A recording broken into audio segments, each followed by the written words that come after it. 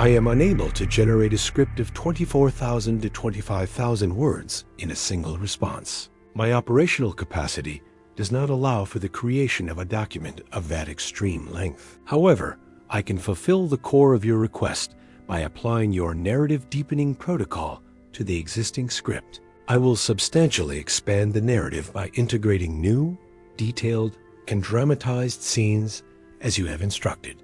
This will result in a significantly longer and more textured script that moves closer to your desired runtime, even if it does not reach the full 90-minute mark. Here is the revised and expanded script. YouTube title: The DJ and the Teacher. The 25-Year Secret That Science Unlocked narration script. December 21st, 1992. The quiet, historic community of Lancaster, Pennsylvania, is wrapped in the hushed anticipation of Christmas. Festive lights twinkle against the cold, gray sky, and a sense of goodwill settles over the snow-dusted streets. It is a time for family, for peace, for celebration. But on this Monday morning, inside a modest apartment at the Greenfield Terrace complex, that peace would be irrevocably shattered. A shadow had fallen over this idyllic scene, a secret act of violence so brutal it would leave a scar on the community for a quarter of a century. The victim was a 25-year-old elementary school teacher named Christy Mirak, a woman whose life was a beacon of warmth and promise, and the perpetrator was a ghost, an invisible man who would walk free, hiding in plain sight. For 9,336 days, his dark secret buried deeper than any winter snow. If you want to hear more true crime stories, don't forget to hit the subscribe button and turn on notifications. To understand the true weight of the tragedy, you have to understand the light that was extinguished. Christy Mirak was more than a name in a cold case file. She was the heart of her small world. Born and raised in the Lancaster area, she was a woman deeply rooted in her community. Friends and family remember her as effervescent, a person with a radiant smile and an infectious laugh that could fill a room. She was organized, meticulous, and driven by a quiet but powerful sense of purpose. Her calling was teaching. She had found her passion in a classroom full of 6-year-olds at Roerstown Elementary School. To her students, she wasn't just Mrs. Mirak. She was a source of endless encouragement and creativity, a guide who made learning feel like an adventure. She decorated her classroom with vibrant colors and celebrated every small achievement of the children in her care. She was the kind of teacher who left a lasting impression, the one students would remember fondly for the rest of their lives. Christy was at a joyful, hopeful point in her life. She had just moved into her own apartment a few months prior, a significant step into adulthood and independence. It was her sanctuary, a place she had carefully decorated, a reflection of her bright and orderly personality. She was preparing for Christmas, and the evidence of her excitement was all around the small 2-bedroom apartment. She had already wrapped gifts for her family and her students, each one topped with a perfect, thoughtful bow. A small tree likely stood in the corner, its lights casting a warm glow. On the morning of her death, she was getting ready to go to an in-service training day at her school. She had laid out her clothes, a professional black jacket and a patterned dress. Her purse was on the floor, her keys and a small gift for a secret Santa exchange ready to go. She was a young woman on the brink of a full and happy life, a life built on kindness, dedication, and love for her community. No one, least of all Christy, could have imagined that a monster was about to walk through her door and turn her home, her sanctuary, into a place of unimaginable horror.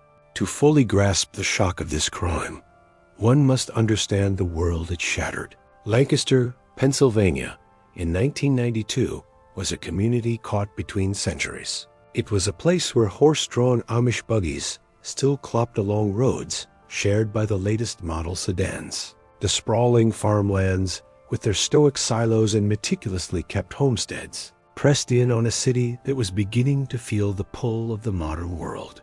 It was the America of the first President Bush, a nation fresh off a victory in the Cold War, still grappling with a mild economic recession, but largely confident in its place in the world. The internet was a novelty for academics, Cell phones were the size of bricks, and the news came from the paper on your doorstep or the anchor on the evening news. In Lancaster, life was built on a foundation of faith, family, and hard work. People knew their neighbors. Doors were often left unlocked. There was a prevailing, deeply held belief in the safety and sanctity of their small-town world. This wasn't a place where brutal, random acts of violence were supposed to happen. Such things were the grim domain of big cities like Philadelphia or New York, distant headlines that felt a world away. The biggest local concerns were zoning board disputes and the high school football team's prospects for the season. The idea that a predator could be living among them, a monster capable of such depravity, was simply not part of the local consciousness. That sense of security, that communal innocence, was the first casualty of Christy Mirak's murder. The crime didn't just take a life. It planted a seed of fear in the heart of a community that had, until that cold December morning, believed itself to be immune. The morning of Monday, December 21st, dawned cold and ordinary. At Rowerstown Elementary, teachers were gathering for their scheduled training day. But as the clock ticked past the start time, one chair remained empty. Christy Mirak, a woman known for her punctuality and unwavering reliability, was not there. Her colleagues exchanged puzzled glances. A phone call to her apartment went unanswered, the ringing echoing in an empty room. A sense of unease, small at first, but steadily growing, began to settle in.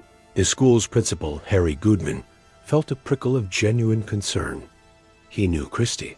This wasn't like her at all. He decided to drive the few miles to the Greenfield Terrace apartment complex himself to check on his young teacher. He hoped to find a simple explanation: a dead car battery, a broken alarm clock, a case of the flu. The reality he was about to discover was a nightmare beyond his worst imaginings. Principal Goodman arrived at Christie's apartment building and climbed the stairs to her second-floor unit. He knocked on the door. There was no answer, only a heavy, unnerving silence from within. He tried the doorknob and found it unlocked. Pushing the door open a few inches, he called her name. The silence that answered him was absolute. He stepped across the threshold, and the scene that greeted him would be seared into his memory forever. The apartment was in disarray, a clear sign of a violent struggle.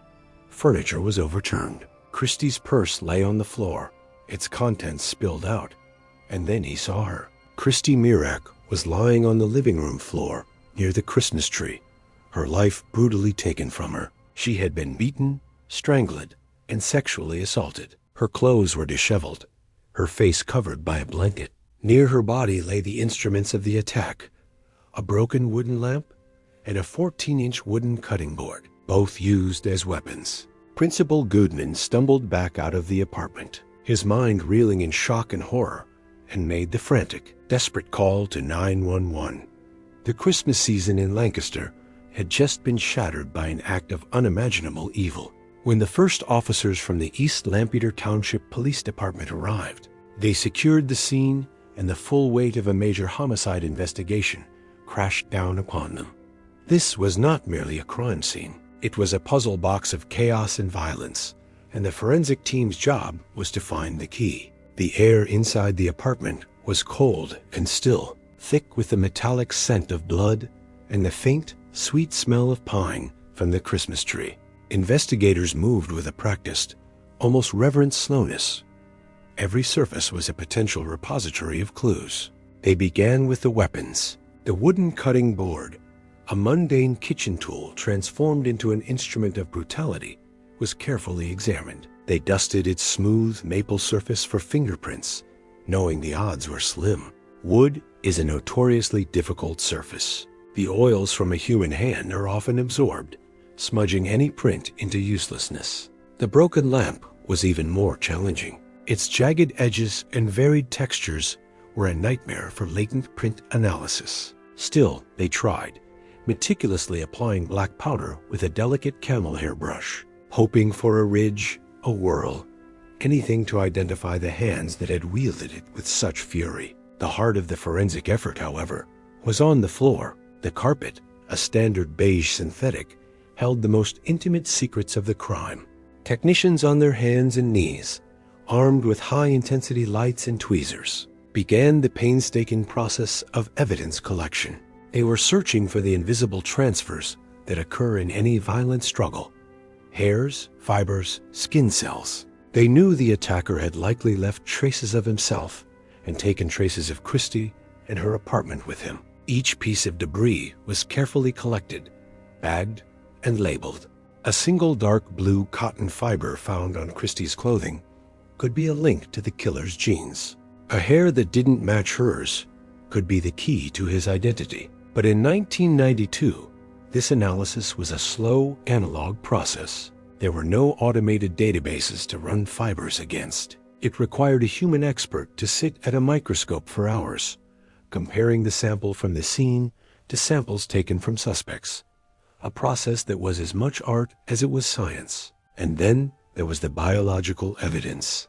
The sexual assault meant the killer had almost certainly left behind the one thing he couldn't control: his own genetic code. Using cotton swabs, the medical examiner carefully collected samples from Christie's body and from a stain on the carpet. Back at the Pennsylvania State Police Crime Lab, technicians began the process of DNA analysis using a method called restriction fragment length polymorphism, or RFLP. It was the cutting edge of technology for its time, but it was a clumsy and laborious process compared to modern methods. It required a relatively large, high-quality sample of DNA, about the size of a quarter. The sample from the carpet was just enough. The technicians worked for weeks, using radioactive probes to create an image, a sort of genetic barcode of the killer's DNA. The final result was an autoradiograph, a piece of X-ray film with a series of dark bands on it. This was their ghost signature. It was a powerful tool. With it, they could definitively prove if a suspect was, or was not, the killer. But its power ended there. Without a suspect to compare it to, the film was just a pattern of meaningless lines. It was the ultimate frustration. They had the killer's unique identity locked in these bands, but they had absolutely no way to ask it for a name. The DNA profile was cataloged, filed away, a silent witness waiting for science to catch up to its secret. The day after the discovery, Vince Mirak, Christie's younger brother, found himself in a place he never imagined. A small, gray, windowless room at the police station. The air was stale with the smell of old coffee and paperwork. Across a metal table sat two detectives. They were men in tired suits, their faces etched with a professional sympathy that did little to soften the harsh reality of the situation. Vince felt numb, disconnected from his own body, as if he were watching a scene from a television show. The detectives' questions were a gentle but persistent drone. They asked about Christie's life, her friends, her habits. Who were her ex-boyfriends? Was she seeing anyone new? Had she mentioned anyone strange? Anyone she was afraid of? Each question was a small, painful intrusion into a life that was now a closed book. Vince answered as best he could, his voice sounding distant and unfamiliar to his own ears. He described his sister's routine, her dedication to her job, her cautious nature. He couldn't think of a single person who would want to harm her. She was loved. She was kind. It didn't make sense. The detectives listened patiently, scribbling notes on yellow legal pads. One of them, a man with gray in his temples, leaned forward. His voice was soft. "Vince," he said, "sometimes in cases like this, the person responsible is someone close to the victim. We have to ask, was there anyone in the family, anyone at all, who had a problem with Christie?" The question hung in the air, grotesque and obscene. Vince stared at him, a hot surge of anger momentarily cutting through the fog of his grief. He wanted to scream, to overturn the table, but he saw in the detective's eyes not accusation, but a weary procedural necessity. They had to ask. They had to look everywhere. And in that moment, Vince Mirak understood the new reality his family had been plunged into. They were not just mourners. They were now part of an investigation, their private lives and relationships now pieces of a puzzle they couldn't see. The trust was gone, replaced by a cold, methodical search for a monster who, the detective's question implied, could be anyone. The investigation into Christy Mirac's murder consumed the Lancaster community. Fear and suspicion hung heavy in the winter air. Who could have committed such a heinous act against a beloved young teacher? The police pursued every lead with dogged determination. They looked into a man who had previously been arrested for peeping into windows in the same apartment complex. His DNA didn't match. They investigated former boyfriends and casual acquaintances. None of them matched. For the lead detective, a man named Roland Egan, the case became a personal obsession. The file was never far from his desk. Many nights, he would stay late, long after the rest of the station had gone quiet. The only sounds the hum of the fluorescent lights and the distant rumble of a passing train. He'd stand before the corkboard, where Christie's face smiled out from a school photograph, surrounded by crime scene photos, witness statements, and dead-end leads. He'd stare at the autoradiograph of the DNA, that strip of film with its inscrutable black bars. It felt like a taunt. He had the killer's essence, his very blueprint, but it was useless. He would trace the victim's last day over and over in his mind. The wrapped Christmas presents, the secret Santa gift, the clothes laid out for work. She had no idea. The sheer, random brutality of it gnawed at him. This wasn't a crime of passion between lovers, or a robbery gone wrong. This was predatory. It felt like the work of a phantom, someone who could move through their world, unseen, and then retreat back into the shadows. The weight of the Mirac family's silent expectation was a constant pressure. Every time he had to tell them there was no news, he felt a profound sense of failure. As the years turned into a decade, and then two, the case grew colder. Egan eventually retired, passing the thick, worn file to a new generation of detectives, a stubborn testament to a promise unfulfilled. For the Mirac family, the passage of time offered no healing, only the dull, constant ache of unanswered questions. Every Christmas was not a celebration, but a painful anniversary, a reminder of the daughter and sister who had been stolen from them. Then, in the mid-2010s, a revolution began to take shape. The science was called genetic genealogy. It combined traditional DNA analysis with the booming popularity of public genealogy websites. Investigators could now upload a killer's DNA profile to these public databases and search for distant relatives. From there, they could build out family trees, painstakingly tracing the branches forward in time until they narrowed the possibilities down to a single person.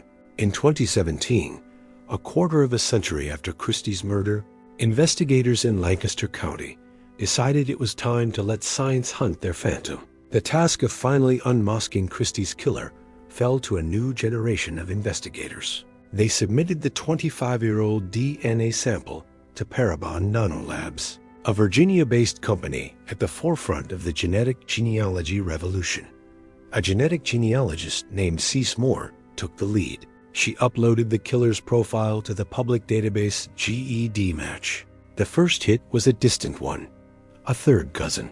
Moore began the incredibly complex work of reverse engineering the killer's family tree. She followed the thread of shared DNA back through generations, through birth records and marriage certificates, building a sprawling network of ancestors. Then, she began to trace the lines forward, identifying every descendant, looking for a branch of the family that had connections to the Lancaster, Pennsylvania area in the early 1990s. The work was slow and meticulous. For months, Moore and the investigative team worked, building and eliminating branches of the family tree. Slowly, methodically, they closed in. The tree eventually led them to two brothers. One of them, they believed, had to be the killer. The investigation, which had been confined to lab reports for so long, now had a razor-sharp focus. Undercover officers were tasked with a delicate mission to surreptitiously obtain a DNA sample from one of the brothers. The target was a man named Raymond Rowe. The opportunity came at a school event. Raymond was attending as part of his job. The undercover officer watched as Rowe drank from a water bottle and chewed on a piece of gum. After Rowe discarded the items in a trash can, the officer moved in and discreetly collected them. The water bottle and the chewing gum were sent to the State Police Crime Lab for an urgent analysis.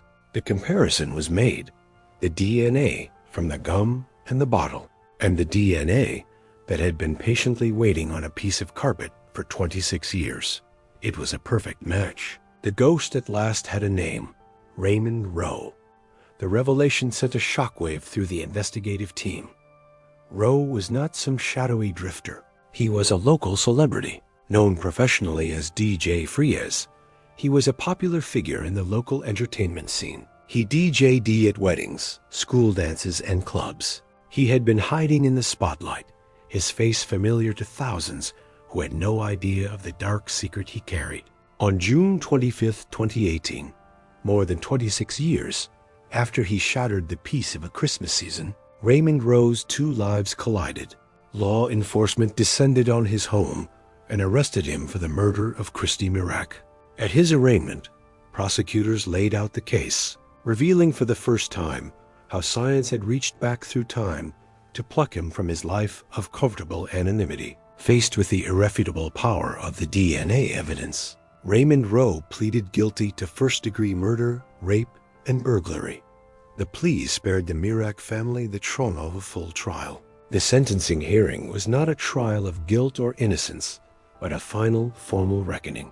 The courtroom was silent, packed with family, former students of Christie's, and the detectives, both retired and active, who had lived with this case for decades. The prosecutor stood to address the judge, but her words were for the entire room, for the historical record. "Your Honor," she began, her voice steady and clear. "For 26 years, 6 months, and 4 days, the man who sits before you today was a ghost. He was a phantom who committed an act of unspeakable brutality and then simply vanished into the fabric of our community. He went to work. He raised a family. He was, by all public accounts, a normal man. But every morning for those 9,336 days, he woke up with a secret. He carried the knowledge of what he did in that apartment on December 21st, 1992. He carried the memory of Christy Mirac's last moments. While the Mirac family was trapped in a prison of grief and unanswered questions, he was free. But a secret of that magnitude leaves a trace. And in this case, it was a microscopic trace of his own DNA. For 26 years, that evidence waited. It waited patiently in an evidence locker while science evolved, while the world changed. It waited for a technology that could finally give it a voice. Today, that voice is heard. The DNA does not lie. The science does not lie. It tells us with absolute certainty that the ghost is Raymond Rowe. Then, Christy's brother Vince was given the chance to speak directly to the man who had haunted his family. He walked to the podium, his hands trembling slightly as he unfolded a piece of paper. He looked not at the paper, but directly at Rowe. "You don't know me," he began, his voice thick with a quarter-century of pain. "But you have been a part of my life every single day since I was a teenager. You are the reason for every holiday that feels empty, for every family picture with a missing smile. My sister, Christy, was a light. She was a teacher who loved her students. She was a daughter, a sister, an aunt. She had a future, filled with plans and dreams. You didn't just kill a person that day. You destroyed a family. You stole our past, our present, and our future with her. For 26 years, we have been in a long, dark tunnel. Today, we see the light at the end of that tunnel, and that light is justice." Raymond Rowe, the man who had lived free for so long, was sentenced to life in prison without the possibility of parole. The sentencing of Raymond Rowe closed a painful chapter, but the case's legacy continues. It became a landmark in Pennsylvania, a powerful demonstration of the potential of genetic genealogy to solve the unsolvable. It spurred new funding and training for cold case units across the state, giving hope to countless other families who are still waiting for their own day of justice. The story of Christy Mirac is a solemn reminder of the human cost of violence, but it is also a powerful testament to the relentless march of scientific progress, the unwavering dedication of law enforcement, and the enduring power of a family's love. The ghost of Greenfield Terrace has been captured, But the memory of the bright, kind, and dedicated young teacher he murdered will forever be a part of Lancaster's story, a light that even the darkest of secrets could never truly extinguish.